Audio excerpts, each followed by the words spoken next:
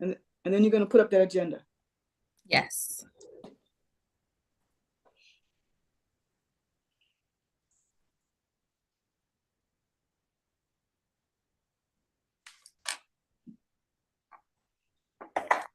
And then you're going to. Okay, so we are now live and I'm going to share my screen with the agenda. Thank you.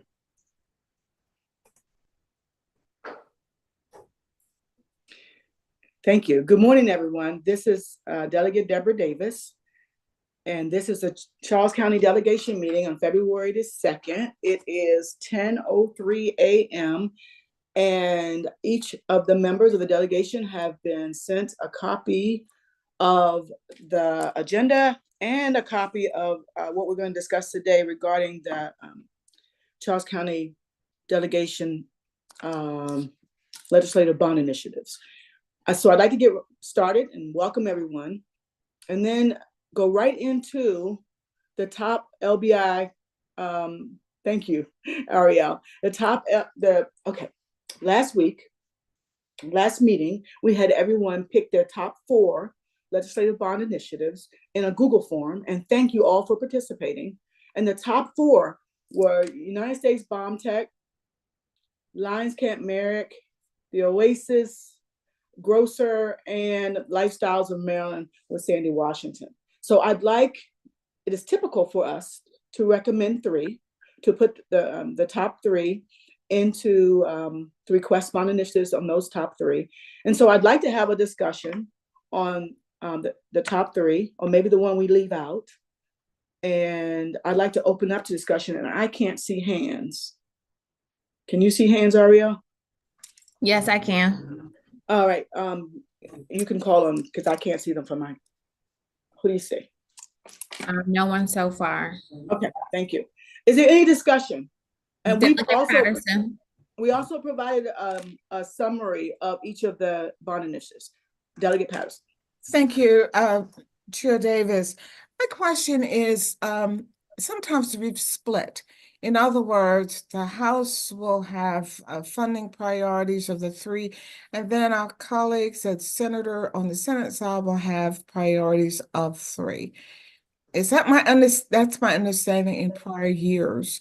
So is that going to be what we're looking at now? Have the senators decided the projects they're going to recommend? Well, we usually do it as a delegation. If your suggestion is that we split these 4 up and 2 for the Senate and 2 for the I would really House, like to hear from them. Yeah, I'd like to hear from them because sometimes there's repetition. Well, really isn't repetition, but they may have some priorities, I'm sure they do, that may differ from the 4 that are here. Okay. Senator Jackson? I am good. The list came out. We all prioritize. Good on my end. So. Senator Ellis? Yeah, the list came out. We prioritized, and I'm good on my end. But let me add something to that, Senator Jackson. Okay. That was well said, Senator. So our capital budget chair recommended that we cross-file all our top priorities. That means for those listening not in the chamber, that the House and the Senate, we put in bills for the same project. And because of the shortage of funds this year and projected deficit. And so I would say if we choose these top 3, then we should I'm willing to, and I'm not sure what Senator Jackson, but I'm willing to do what our capital budget chair, Senator Zucker, recommend for us to file it both in the House and the Senate. And I just want to say that my policy always has been look for additional funding that's available, and so if something comes up, to remain vigilant. But for our 3 top priorities, I would recommend that we go with the recommendation of our capital budget chair. I agree with that. I think it's a great idea also because we strengthen the bills that we choose and we all work together to identify them. So I think it's the benefit of working as a team. But we don't have our top three yet. So one of these four that you guys chosen has to be omitted. How do you want to handle that?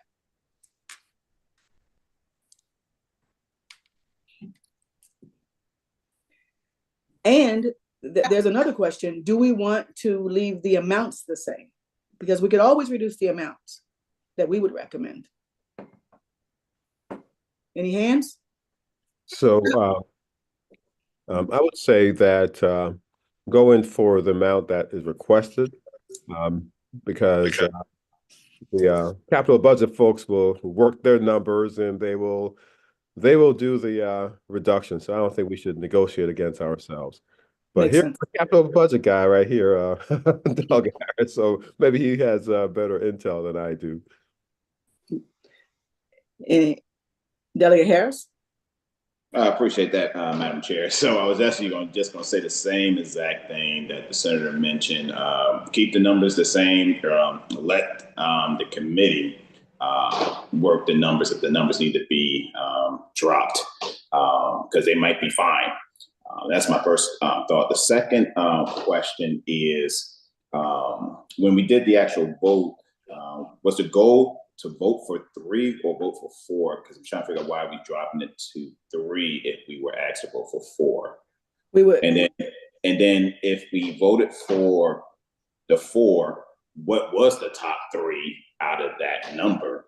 And should we just go with the top 3 out of that number? Because we already should have that within that Google form that we submitted. We should already have the top 3 out of that already. That's a very good point. I have to refer to Ariel. Are they in order by the ones that got the highest votes? Yes. Okay, so is that a motion, Delegate Harris, to take the top 3? Absolutely. I moved to take the top 3 that was voted on from delegation. Is there a second?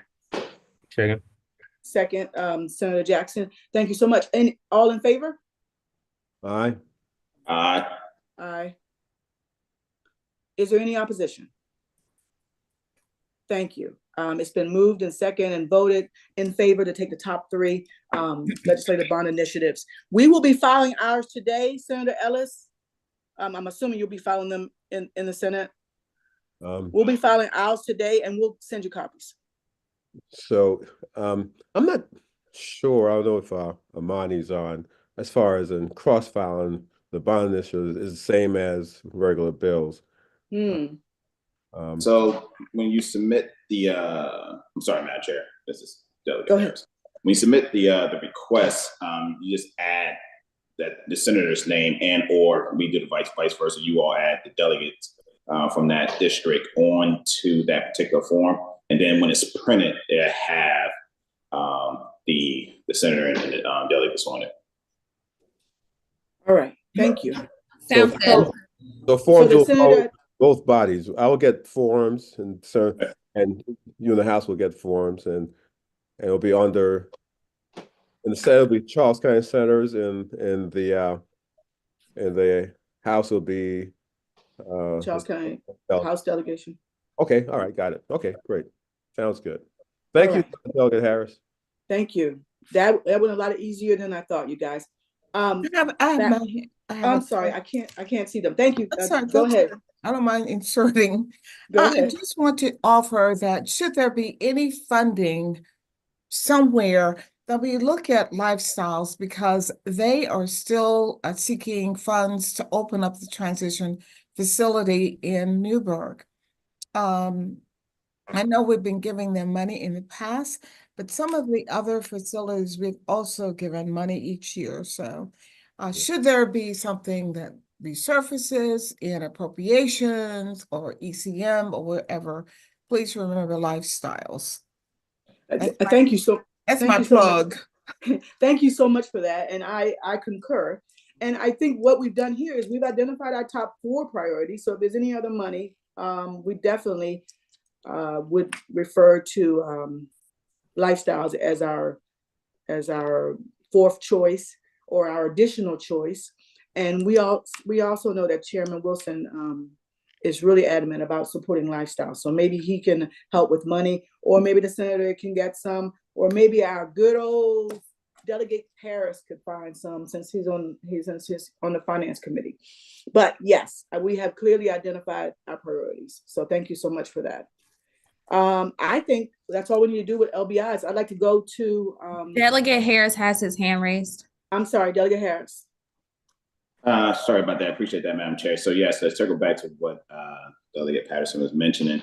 So yeah, obviously we don't want to sell ourselves short.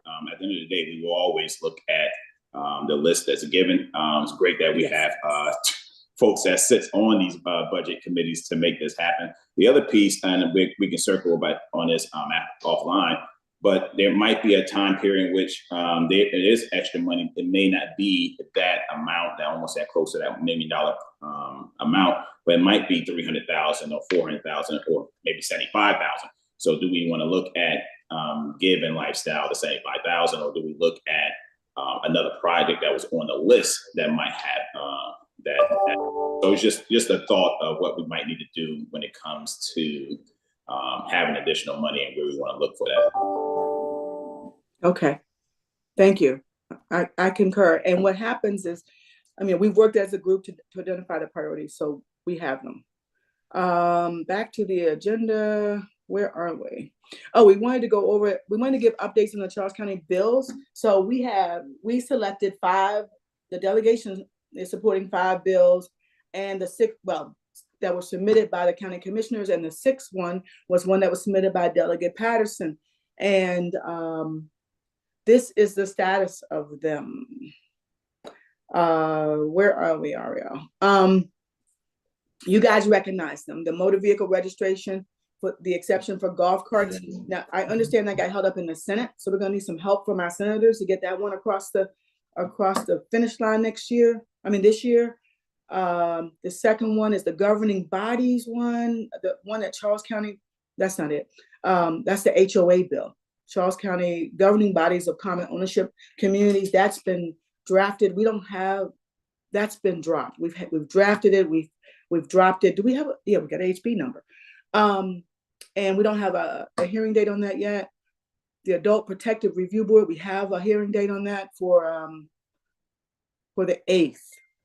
And that's in Judiciary. I was wondering if someone else wanted to handle that. The other 3 are in ENT. I'll handle those if someone will handle the Adult Protective one. The Board of Education, Delegate Patterson already had a hearing on that one, and I understand it went well.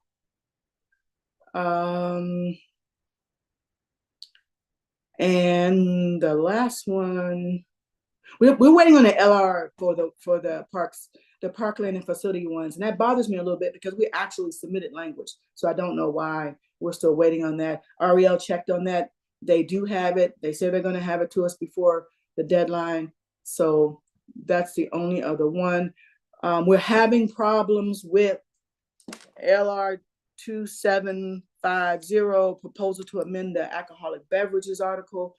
And I thought we'd have some more discussion about it today. I call it the cabaret bill, and Danielle Mitchell is online to discuss it. I'd like to give a little bit of background. Well, maybe I'll let Danielle present first. Ms. Mitchell, are you here? I am. So a little bit of background is that this proposal was discussed among the delegation, and a couple of things came out of it. We didn't like it. We didn't think that it should be a felony. Is this the one? Yes, we didn't think it should be a felony. We thought we're a little heavy on the punishment. And the second thing was, we did not like the fact that the idea of, we didn't think that small businesses were protected. Small banquet hall businesses were protected.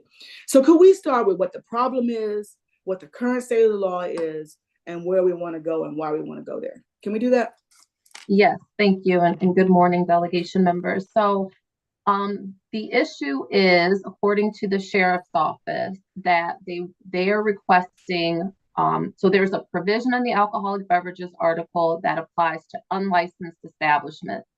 And so it says that if you offer live entertainment, you cannot allow to sell, serve, or consume alcohol in your establishment if you offer live entertainment. So that's how it reads now.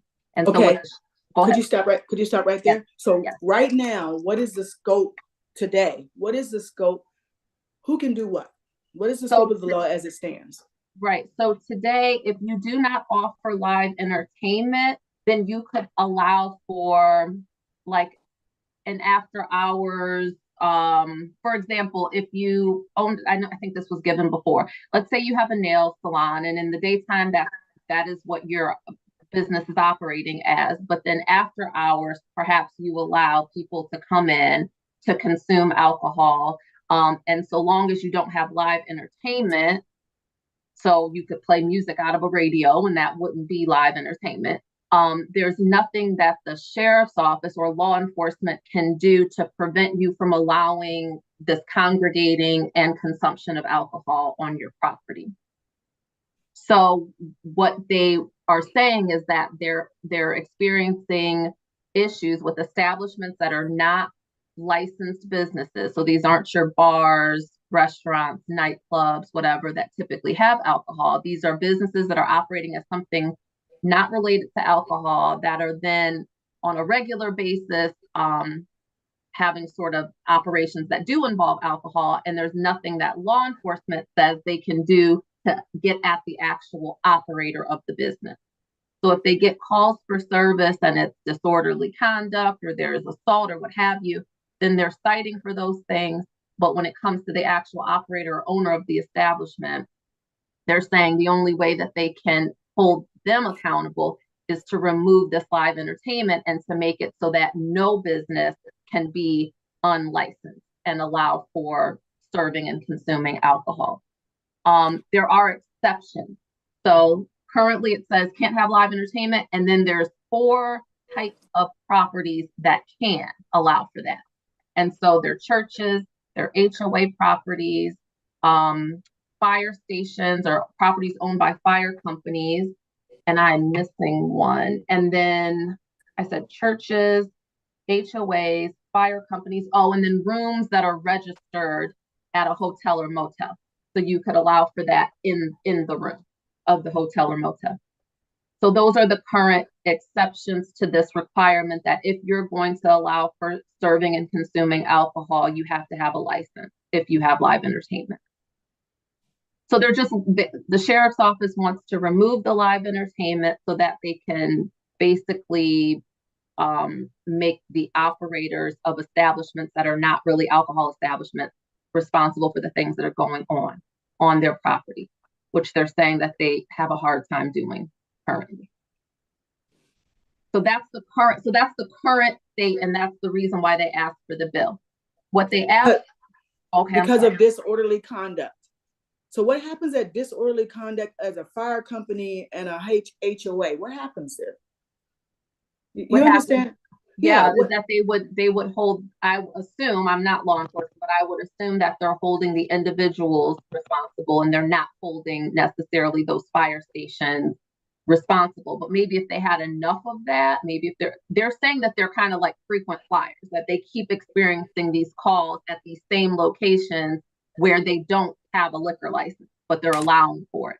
So I guess go ahead. For disorderly conduct. I'm sorry for interrupting. Yeah, no, I think it's things like that. So that would be one example of something that they might go out there for. And then they're saying, well, we keep having this issue. We want to be able to shut the establishment down and say, you cannot allow for consumption of, I don't mean shut it down like in the permanent sense. I mean in the sense that not preventing them from having alcohol consumed on their property when they don't have a license.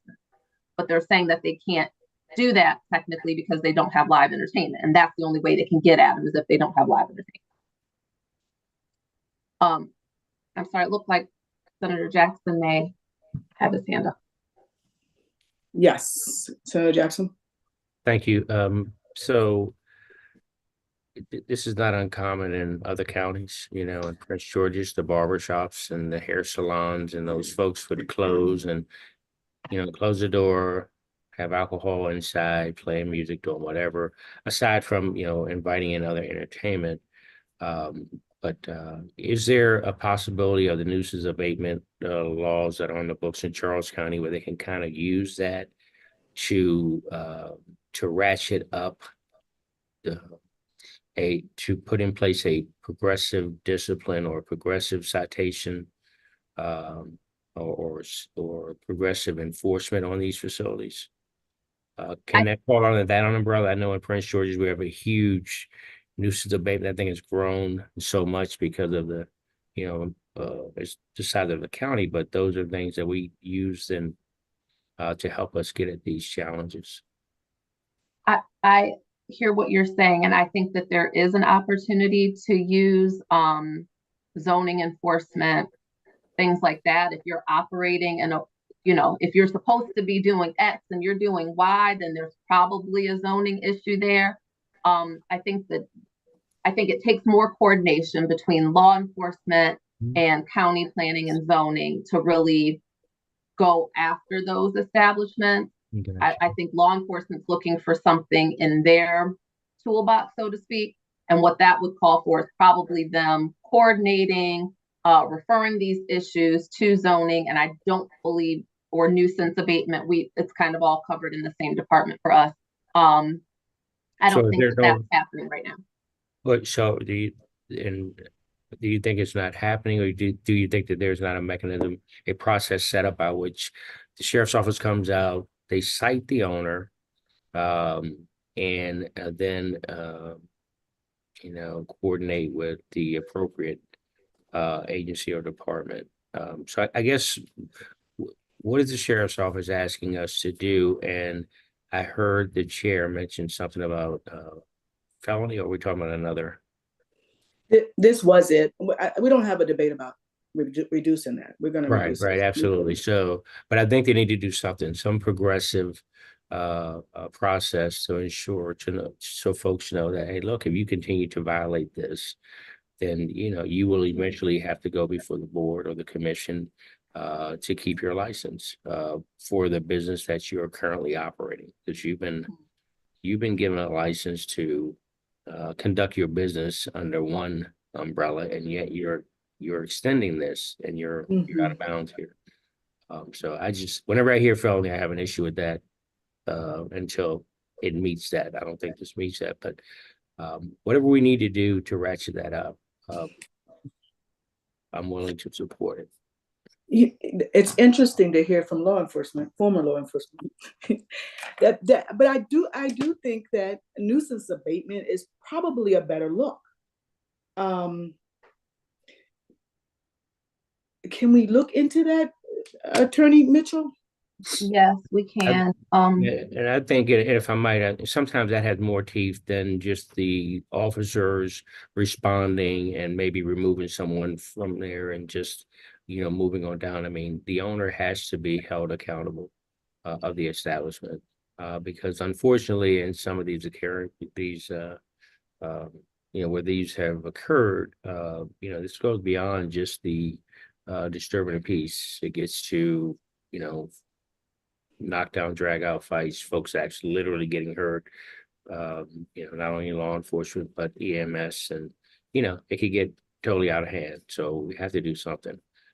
So I appreciate that. Senator Ellis has his hand up. I can see that now. Senator Ellis? Yeah, thank you, Madam Chair. I just want to say how much I respect your leadership with this issue. I never really did understand all the concerns, and so I appreciate your deliberativeness and, you know, explain it to us. So definitely, you know, you have the expertise in this area, being an attorney and experience this area. And I know you talked about the exemptions for firehouses and a few other places, and you were concerned about, say, licensed banquet halls would be in the exemptions. Could we add that in? If we want to work this out, add in a few exemptions places, because we don't want to seem like we're picking on anyone. So if we decide to take out the felony, take out whatever other things, could we put in exemptions for some of the places that we are concerned about? Danielle, you want to, Attorney Mitchell, you want to address that? Sure. So what I was saying about those exemptions, in terms of expanding the exemptions, that raises a lot of issues and a lot of concerns, I think, for the Board of Commissioners and for the local liquor board. In fact, in speaking with the chair, like if anything, the chair of the liquor board, she has sort of questioned over the years why the exemptions that currently exist even exist. Because really, you can come to the board and you can get a temporary license if you're one of these nonprofits like a fire company, and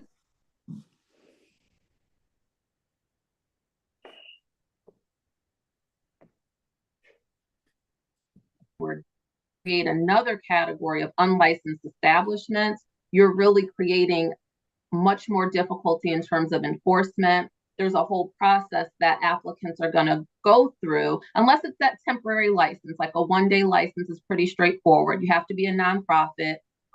You come before the board, you still participate in the hearing, but it's pretty simple. But when you're asking for like a more permanent license, there's a whole vetting process that goes along with that. You're fingerprinted, there's a background check. The board has to determine that you're a fit and proper person. That's what the law calls it, along with the business being an accommodation to the public. They look at how many businesses are like that in the area. There's a whole process. So my point is, when you say these establishments will be unlicensed, they're skipping all of that. There is no vetting. There is no background. There's no opportunity for the public to receive notice that an application is pending and have an opportunity to be heard on the application. We've certainly had that, for example, with at Billingsley and Piney Church, there is a fairly new little strip there. It has a 7-Eleven with a gas station. There's been 2 attempts to put a liquor store at that location. And those communities around there, Glen Eagle, Sheffield, et cetera, have come out time and time again and have said, we don't want a liquor store there. You wouldn't get that if it was an unlicensed establishment, because they are simply operating outside of the scope of a board approval or even a state approval. So for us, I can really say, in terms of the liquor board standpoint, and I believe this is also some of the concerns of the commissioners, although they have not gone on record as saying whether they oppose or support the existing bill as it's framed that has that additional banquet hall exception. But I think the concern generally is that if you create a new category of unlicensed establishments, you're really creating more problems than you are solutions. And there are opportunities for banquet halls to get licensed. It just depends on really what they're doing. So, and I hate to go on and on, but for example, if you have a full kitchen, and so you're like operating catering, you're doing a restaurant, you very well can qualify for a restaurant license, like a Class B on sale restaurant. If you have a separate bar section, you can do a restaurant bar license.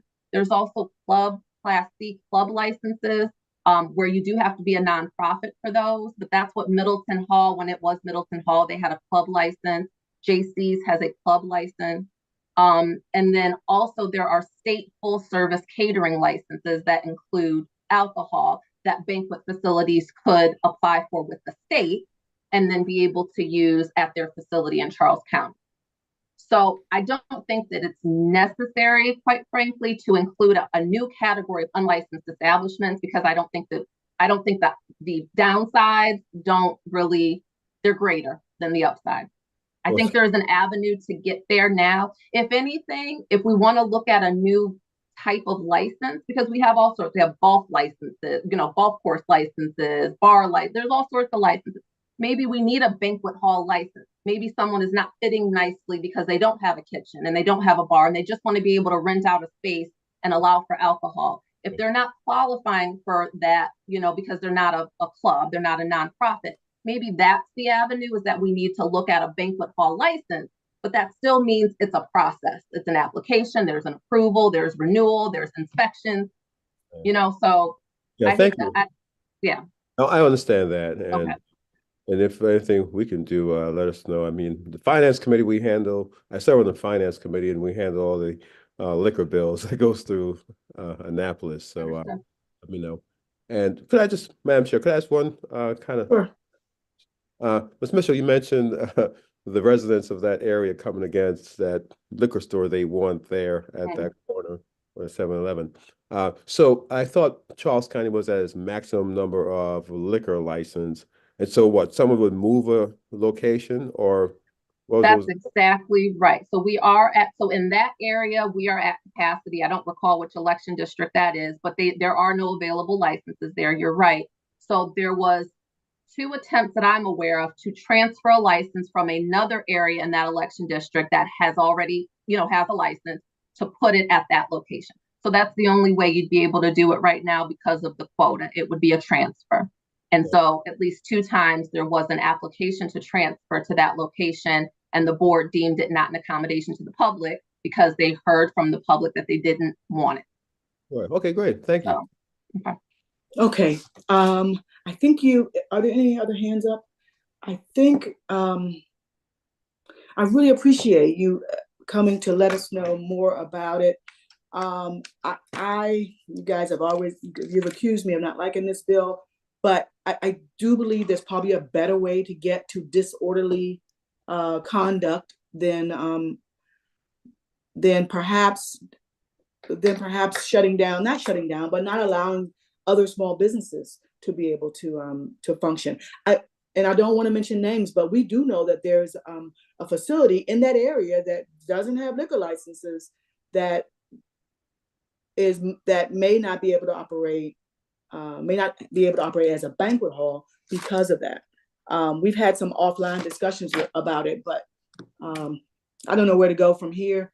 But Danielle, thank you so much for your help and your explanations. I do want to tell Senator Ellis that we did submit the bill with the amendment for banquet halls, but it got some pushback. So I don't know where we're going to go from here, but we can discuss it. Is there anything else? What time is it? Delegate Davis, may I ask a question? Sure. Okay, so just a couple of on the adult public guardianship, we have that bill, thank you, and I know it's scheduled for a hearing. It has the addition of psychiatrists. There was also discussion about including psychologists. Would it mess it up? I don't want to derail anything, and I think the board is perfectly satisfied with it as is, but if we wanted to include psychologists, so right now it adds psychiatrists, if we wanted to include psychologists, would that negatively impact the progress of the bill if we were to request an amendment? Send us the wording, we'll get it right in. Okay, all right, great. All right. Thank you. And then one other thing I had a question. Sure. The HOA bill, where it talks about common ownership commissions, it says that you would have to do a training if you become a member of one of these HOA boards. You'd have to do a training that was provided by a state or locally recognized common ownership commission. And I'm just wondering, is there a place where we can look and see what those are, if those are a thing currently? Because we're just not familiar. Yeah, we had to get that in, and we knew that there was going to be statewide legislation in that area. So let me send you a copy of, I finally got yesterday, a copy of Delegate Holmes's bill in that area. So he has a statewide bill in that area. I'll send you a copy, and I'm thinking that if it meets the commissioner's approval, what we'll do is submit that one. We'll copy his. I just saw yesterday. We could copy his. We could amend it to match his, but I'll send it so you can take a look at it. Matter of fact, Ariel can send it now. Wait, Ariel, do you have it? Well, we'll send it to you. I'm happy for us to have our own because I don't know what will happen. I don't know what will happen with this bill. So I'm in no way suggesting that. We'll make that. No, we're still pushing the local bill. It came from local. It came from our community. We're still pushing that one. That reminds me of the ATV bill. I have some drafts of that too. The statewide ATV bill. that's being put in by the vice chair of ENT. So it has strong backing. Okay. We're asking for AG's opinion to discuss whether forfeiture is adequate under the Fourth Amendment of the Constitution. So we're waiting for the AG's opinion on that. But that's what's happening. That's where the status is. Okay. Thank you. Sure. Any other questions about the status of those bills, you guys? Everybody's getting quiet. I've been doing all the talking. And Ms. Mitchell, the Parkland and Facilities bill, was that complicated? I don't know why it's taking so long in the LR. We dropped them all at the same time. I didn't think so. We gave them the actual wording. I don't know what's happening, but we'll drop it as soon as we get it back. You know, the deadline is Friday, next Friday. Okay. So we've got to get it in by then. Anything we can do to help, we're happy to review it, have PGM review it, look at the language, or RPT, I think, is that it was Recreation, Parks, and Tourism that wanted that. So our office reached out a couple of days ago to find the status, and they said it's in drafting and it's on its way. They didn't say there were any problems. Yeah, Delegate Davis, could I just Yes. add in, Chair Davis? Sure. So the issue is the volume of bills Grafton has now. It's, I think, it's maybe twice what it was last year. So the bill drafters, even if they're just backed up with a lot of bills. So that's the issue rather than the problem with the language. Yeah. Okay. Thank you. Thank you so much. The lawyers up there in bill drafting. Thank you so much. And is there any other business? Any other? You guys know, as far as meetings are concerned, we're following the Southern Maryland delegation each time, so you know when those meetings are. I have been getting suggestions for guests for the meeting, and we'll be following up on that soon. Anything else? Any other business for the good of the order? I'm looking. Patterson. All right, thank you very much. Madam Chair and members of the delegation, it's been brought to my attention, and in fact, I sat in on a court proceeding regarding the Southern Maryland Tri-County Community Action, in other words, our Head Start program. There is an issue regarding its operation, I'll put it that way, its operation, and I may be coming to you or to have an update from the director. This is a program that serves low-income 3-year-olds, 3 and 5-year-olds, but it's not only the children.